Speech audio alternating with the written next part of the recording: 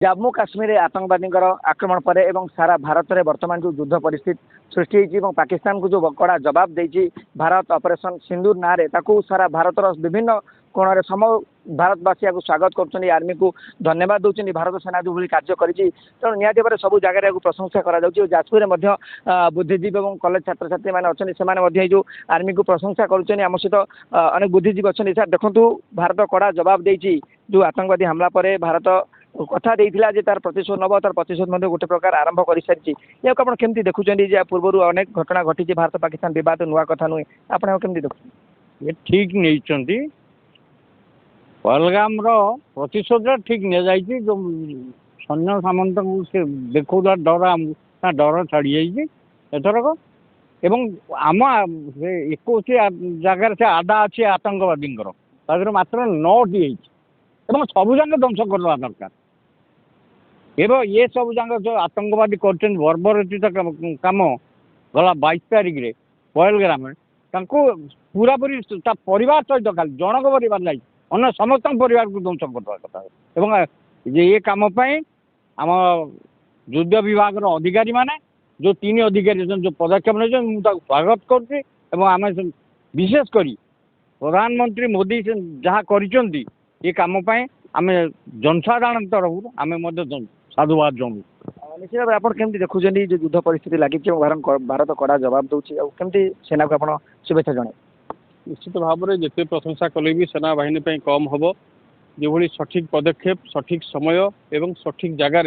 निर्णायक मोड़ नहीं ताहा निश्चित भाव में स्वागत योग्य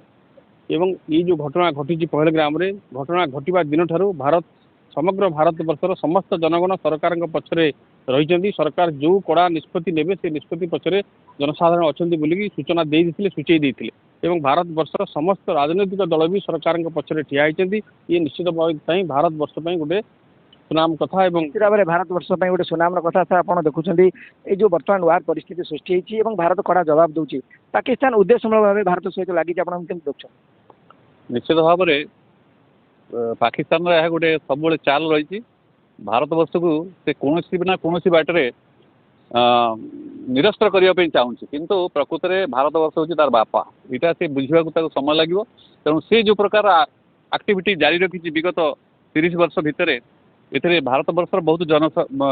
जनसंपद क्षति होती आम दृढ़ भाव निंदा करुचु निंदनीय कमरू मनीष ह्यूमानिटी रखिकी ये कम केबे करा जाए नहीं आ जो मैंने ये प्रकार मनीष देह धरिकी ये कम कर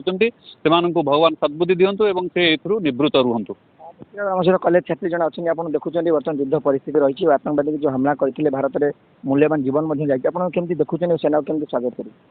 मु निश्चय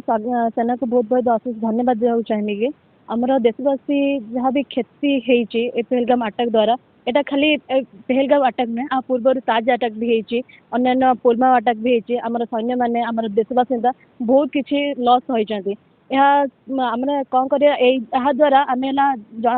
आमर देशवासी मैंने आश्वस्त हेले जे आमर इंडियन आर्मी मैंने आमको भल प्रोटेक्शन प्रदान कर टेररिस्ट को पूरा खत्म कर गोटे उपाय बाहर कि पाकिस्तान ऑक्युपाई एरिया 9टार गोटे 9टा जगह को पूरा अटैक करमती आतंकवादी मानकर पूरा निस्तनाबद हे निश्चित भाव में जो सिंदूर वार डाकरा दिखाई सिंदूर ना दिखाई सफल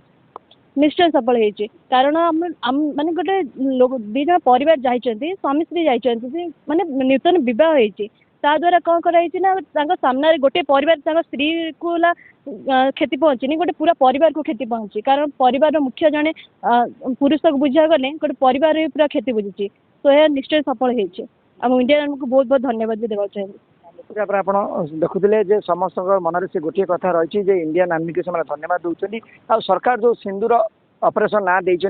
सफल होती कारण अनेक जो भारतवासी मथार सिंदूर लिभिज से सिंदूर प्रतिशोध परायण होगी भारत सरकार जो निष्पत्ति नहीं जो कार्यानुष्ठान नहीं सब महल में स्वागत कर जाजपुर अनिल कुमार पंडा कनक न्यूज।